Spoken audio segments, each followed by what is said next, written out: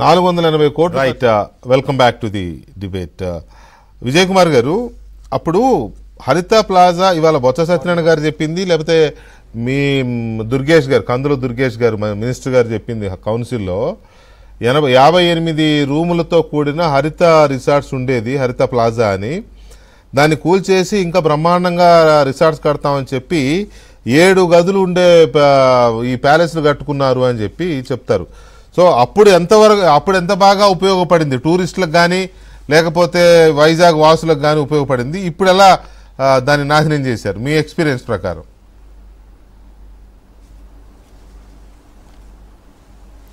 విజయ్ కుమార్ గారు వినపడుతుందా? వెంకటేష్ గారు, ఇప్పుడు చెప్పండి. కౌన్సిల్లో కందుల దుర్గేష్ గారు మంత్రి గారు చెప్పింది ఏంటంటే, వీళ్ళు దీన్ని నాశనం చేయకముందు హరిత ప్లాజా పేరుతో 58 గదుల టూరిస్ట్ ఇది ఉండేది, గదుల రిసార్ట్. దాన్ని ఇంకా బాగా కడతామని చెప్పి కూలగొట్టి టూరిజం డిపార్ట్మెంట్ కడతామని చెప్పి కట్టారు. తర్వాత ఏమో మళ్ళీ సీఎం క్యాంప్ ఆఫీస్ అన్నారు, ఇప్పుడేమో రాష్ట్రపతి ప్రధానమంత్రులు అంటున్నారు. 7 గదులు 58 గదులది కాస్త 7 గదులకు వచ్చింది, ఏంటి వీళ్ళు చేసింది అన్నారు. నేను అడుగుతున్నా మిమ్మల్ని, అప్పుడు ప్రజలకి టూరిస్టులకి ఎలా ఉపయోగపడింది హరిత ప్లాజా 58 గదులది అందుబాటు ధరలో, ఇప్పుడు ఎలా అనిపిస్తోంది?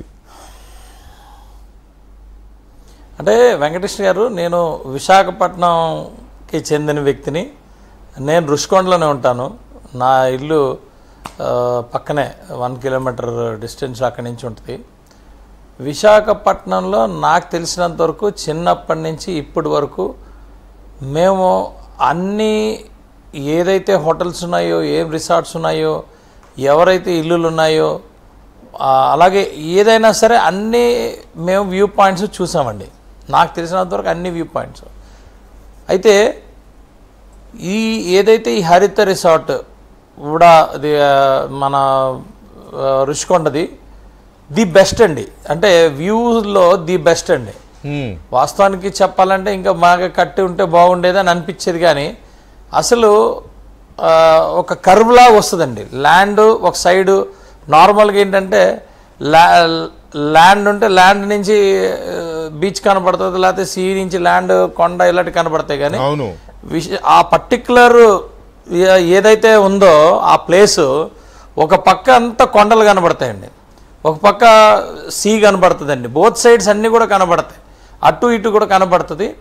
అండ్ మోర్ ఓవర్ మీకు ఎవరు కూడా ఇప్పటి వరకు చెప్పలేదు, కానీ ఫస్ట్ టూరిజంలో నుంచి ఆ డేటా తీసుకొని వస్తే వాస్తవానికి చెప్పాలంటే ఆ పర్టికులర్ రిసార్ట్ అంటే వెస్ట్ బెంగాల్ కానీ, అంటే ఇష్టం లేనోడు ఒకసారి వచ్చి దిగిన తర్వాత ఇంకా అక్కడే ఉంటానని చెప్పడం అనేది ఒక చాలా క్లారిటీగా ఒక ఇది ఉందండి. కానీ బెంగాల్, అలాగే ఒరిస్సా కానీ, జార్ఖండ్ కానీ, లేకపోతే ఛత్తీస్గఢ్ కానీ, అక్కడి నుంచి వచ్చిన టూరిజం ఆపరేటర్స్ ఎవరైతే ఉన్నారో వాళ్ళు బెస్ట్ ప్లేస్ టు స్టే అనేది అది కన్విన్స్ చేసి తీసుకొస్తారండి. మేము చెప్తాం కదా, మీరు ఒకసారి అక్కడ ఉండండి, దొరకడం చాలా కష్టం, ఉండిన తర్వాత మీరే మాటికి అక్కడ వస్తారు. The best place to stay అనేది అదొక కీ పాయింట్ అండి విశాఖపట్నానికి.